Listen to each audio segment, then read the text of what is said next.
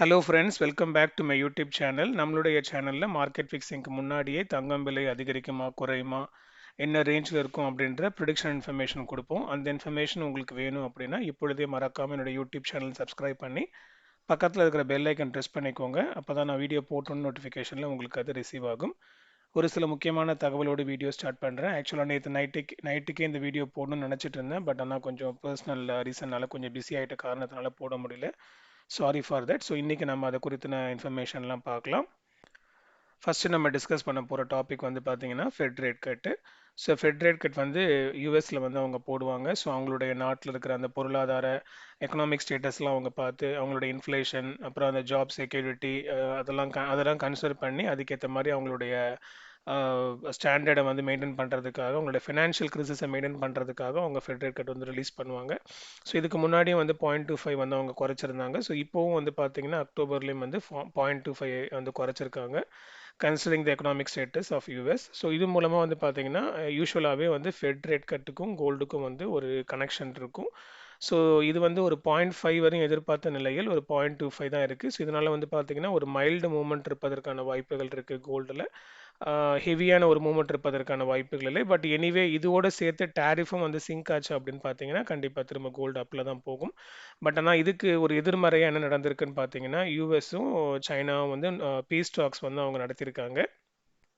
ஒரு சில மாதங்களுக்கு முன்பதாக இந்த டேரிஃப் வந்து இம்போஸ் பண்ணதுக்கு அப்புறமேட்டுக்கு தான் வந்து பார்த்தீங்கன்னா கோல்டு வந்து திரும்ப டபுளாக ரொம்பவும் அதிகமாக வந்து மேலே போயிட்டு இருந்துச்சு. ஸோ அப்போ வந்து ட்ரம்ப் வந்து எல்லா நாட்டுக்குமே ரெசிப்ரோக்கல் டேரிஃப் போட்டுட்டு அதுக்கப்புறமேட்டுக்கு சைனாக்கு மட்டும் ஹெவியாக போட்டுட்டு மற்றவங்களுக்கெல்லாம் அதை வந்து ஃப்ரீ பண்ணி விட்டுட்டாரு. சைனாவும் வந்து அவங்களுக்கு பதிலடியாக டேரிஃப் கொடுத்தாங்க. அப்புறம் திரும்ப இவரு டேரிஃப் போட்டார். அப்புறம் அவங்க அப்படியே மாற்றி மாற்றி டேரிஃப் வார் மாதிரி போயிட்டு இருந்துச்சு. ஸோ அது மட்டும் இல்லாமல் வந்து Russia Ukraine war and India Pakistan பார்டரில் நடந்த சம்பவங்கள், அந்த மாதிரி நிறையா சம்பவங்கள் அடுக்கடுக்காக வந்தனால கோல்ட் ரேட் ரொம்பவும் வந்து ஒரு எட்ட முடியாத ஒரு ஸ்டேட்டஸ்க்கு வந்து அது ரீச் ஆச்சு. ஸோ இப்போ வந்து பார்த்தீங்கன்னா ட்ரம்ப்பும் அப்புறம் சைனா பிரசிடென்ட்டும் வந்து என்ன பண்ணியிருக்காங்கன்னா ஒரு பீஸ் டாக்ஸ் மாதிரி நடத்திருக்காங்க. ஸோ இது பீஸ் டாக்ஸ் வந்து டாக்ஸாக தான் இருந்திருக்கே தவிர எந்த அக்ரிமெண்ட்லையுமே அவங்க சைன் பண்ணலை. வெறுமையாக வாயின் வார்த்தைகளை தான் அவங்க பேசியிருக்காங்க, ஒப்பந்தம் இட்டிருக்காங்க. அதாவது வந்து ட்ரம்ப் என்ன சொல்லியிருக்காரு அப்படின்னா, உங்கள் மேலே நாங்கள் போட்டிருக்க ஓவரால் டேரிஃப், அதாவது 57% டேரிஃப்லேருந்து நாங்கள் குறைச்சி 47%ஆக வச்சுக்கிறோம். நீங்கள் திரும்பவுமே எங்கள்கிட்ட ஃபஸ்ட்டு மாதிரி வந்து அக்ரிகல்ச்சர் ப்ராடக்ட்ஸு, சோயா பீன்ஸ், அப்புறமா இந்த சோளம், கச்சா எண்ணெய் போன்ற பொருட்கள்லாம் நீங்கள் எங்கள்கிட்ட வாங்கிக்கங்க அப்படின்ற மாதிரி சொல்லியிருக்காரு. யூஎஸ் வந்து சைனாட்ட கொடுத்து சொல்லியிருக்காங்க. இதில் முக்கியமாக வந்து பார்த்தீங்கன்னா ஃபென்டனல் டேரிஃப்னு சொல்லுவாங்க. ஸோ அதுதான் வந்து பார்த்தீங்கன்னா 20% இருந்துச்சு, அதை வந்து 10% குறைச்சிருக்காங்க. ஸோ அதன் காரணமாக தான் அந்த 57% ஆஃப் டேரிஃப் வந்து 47க்கு வந்து அது குறைஞ்சிருக்கு. இது எல்லாமே இமீடியட்டாக நடக்குமா, இமீடியட்டாக வந்து நடக்கும், நாளைக்கே நடந்துருமா அப்படின்னா அப்படி கிடையாது. இது வந்து ஒரு ஒப்பந்தமாக தான் அவங்க போட்டிருக்காங்களே தவிர, அது கூட பேச்சுவார்த்தையாக தான் நடத்திருக்காங்களே தவிர அது எக்ரிமெண்ட்டில் சைன் பண்ணலை. அது இம்ப்ளிமெண்ட் ஆகிறதுக்கு ரொம்ப நாள் ஆகும். ஸோ இதுக்கு வந்து முதல்ல அவங்க பீஸ் டாக்ஸ் தான் கொடுத்துருக்காங்க. இன்னும் சைனா சைட்லேருந்து வந்து ஒரு அக்ரிமெண்ட் சைனோ இல்லை நாங்கள் வந்து ஒரு கன்ஃபர்மேஷன், ஒரு கம்ப்ளீட் கன்ஃபர்மேஷன்ற மாதிரியோ ஒரு பெரியமான முக்கியமான ஒரு அத்தாரிட்டிலேருந்து இன்ஃபர்மேஷன் வரலை.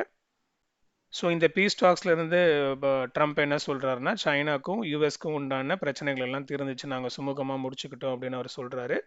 அண்ட் சைனாவில் அவங்க என்ன சொல்கிறாங்க அப்படின்னா, யூஎஸ்க்கும் சைனாக்கும் அடிக்கடியாக இந்த மாதிரியான பிரச்சனைகள் வருவது சகஜம் தான், இது எக்கனாமிக்காக நடக்கிற ஒரு யூஸ்வலாக நடக்கிற பிரச்சனைகள் தான். பட் ஆனால் நாங்கள் வந்து அதை தீர்த்துப்போம், நாங்கள் வந்து அதை சமாளிச்சுப்போம் அப்படின்ற மாதிரி ரெண்டு பேருமே சொல்லியிருக்காங்க. ஆனால் இது எல்லாமே வந்து ஒரு டாக்ஸாக தான் இருக்குது. எதுவுமே வந்து அவங்க அக்ரிமெண்ட்டில் அவங்க சைன் பண்ணி இது எதுவுமே கன்ஃபார்ம் பண்ணலை. ரெண்டாவது இது எதுவுமே வந்து இமீடியட்டாக நடக்கும்னு சொல்ல முடியாது. இதில் நம்ம முக்கியமாக என்ன கவனிக்கணும்னு பார்த்தீங்க அப்படின்னா, இது எல்லாமே வந்து அவங்க பேசிட்டாங்க உடனே நடந்துரும் அப்படின்ற மாதிரிலாம் கிடையாதுங்க. இது வந்து பாலிடிக்ஸு. யூசுவலாகவே வந்து ட்ரம்ப் காலையில் ஒன்று பேசி மத்தியானத்துக்கு ஒன்று சொல்லி நெக்ஸ்ட் டே ஒன்று சொல்லி அப்படி தான் வந்து ஒரு ஒரு ஒரு ஜியோ பொலிட்டிக்கல் டென்ஷன் வந்து கிரியேட் ஆகிற காரணமே வந்து பெரிய பெரிய முக்கியமான தலைகள் வந்து அவங்க எடுக்கிற டிசிஷன், அவங்க பேசின வார்த்தைகள் தான் வந்து குளோபல் மார்க்கெட்டையே வந்து ஆட்டி வைக்கும். ஸோ இப்போ கூட வந்து பார்த்தீங்க அப்படின்னா டேரிஃப் வந்து ஃபஸ்ட்டு போடுறாரு, திரும்ப ரிவர்ட் பண்ணுறாரு, திரும்ப எக்ஸ்டெண்ட் பண்ணுறாரு, அந்த மாதிரி தான் வந்து நடந்துகிட்டு இருக்கு. ஸோ இது வந்து ஒரு கம்ப்ளீட்டான ஒரு சொல்யூஷன் நம்ம வந்து எடுத்துக்க வேண்டிய அவசியம் இல்லைன்னு எனக்கு தோணுது. ஸோ ஆஸ் லாங் அஸ் வந்து அந்த அக்ரிமெண்ட் சைன் பண்ணதுக்கு அப்புறமேட்டுக்கு தான் நம்ம அதை குறித்து நம்ம பேசணும். ஃபஸ்ட்டு பேசிட்டாங்க இப்படி சொல்லிட்டாங்கன்றதெல்லாம் வந்து மார்க்கெட் ரியாக்ட் ஆகும். பட் ஆனால் அது கம்ப்ளீட்டாக திரும்ப வந்து அது பழைய நிலைமைக்கே போயிடும். ஒரு கம்ப்ளீட்டான ஒரு ஒரு சொல்யூஷன் அது இருக்காது. ஸோ பொறுத்திருந்து பார்ப்போம் அது எப்படி மூவ் ஆகுது அப்படின்னு. அண்ட் இப்போ ரீசெண்ட் டேஸாவே கோல்ட் ரேட் வந்து 2 டைம்ஸ் சேஞ்ச் ஆயிட்டு இருக்கு. காலையில ரூ. 200 அதிகரிக்குது, மத்தியானத்துக்கு மேல ரூ. 200 குறையுது. ஒரு சில நாட்கள்ல காலையிலயும் அதிகரிக்குது, மத்தியானமும் அதிகரிக்குது. நெக்ஸ்ட் டேவே வந்து காலையிலயும் குறையுது, செகண்ட் டைமும் குறையுது. அந்த மாதிரி ஒரு அன்சர்டனிட்டி வந்து கோல்ட்ல இப்போ இருந்துகிட்டு இருக்கு. And coming to the subject, நேற்றைக்கு தங்கம் விலை காலையில ரூ. 225 குறைந்து 11,100க்கு சந்தைப்படுத்தப்பட்டுச்சு. அப்புறம் மத்தியானத்துக்கு மேல ரூ. 200 அதிகரித்து 11,300க்கு சந்தைப்படுத்தப்பட்டிருக்கு.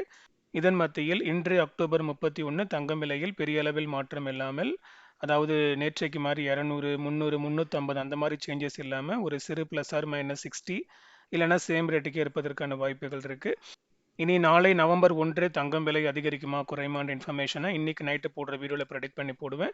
அந்த இன்ஃபர்மேஷன் உங்களுக்கு வேணும்னா மறக்காம என்னோட யூடியூப் சேனல் சப்ஸ்கிரைப் பண்ணி பக்கத்தில் இருக்கிற பெல் ஐக்கன் ப்ரெஸ் பண்ணிக்கோங்க. அப்படியே என்னுடைய கோல்ட் ரேட் ப்ரிடிக்ஷனுக்கான இன்ஸ்டாகிராம் அக்கௌண்ட் லிங்க் நான் டிஸ்கிரிப்ஷனில் கொடுத்துருக்கேன். டிஸ்கிரிப்ஷன் லிங்க்கை செக் பண்ணி இன்ஸ்டாகிராம் அக்கௌண்ட்டையும் ஃபாலோ பண்ணிக்கோங்க. உங்களுடைய ஃபேமிலி ஃப்ரெண்ட்ஸ் வெல்விஷர்ஸ்க்கு ஷேர் பண்ணுங்கள், அவங்களும் பயன்பெறட்டும். அடுத்த வீடியோவில் பார்க்கலாம் மக்களே. நன்றி.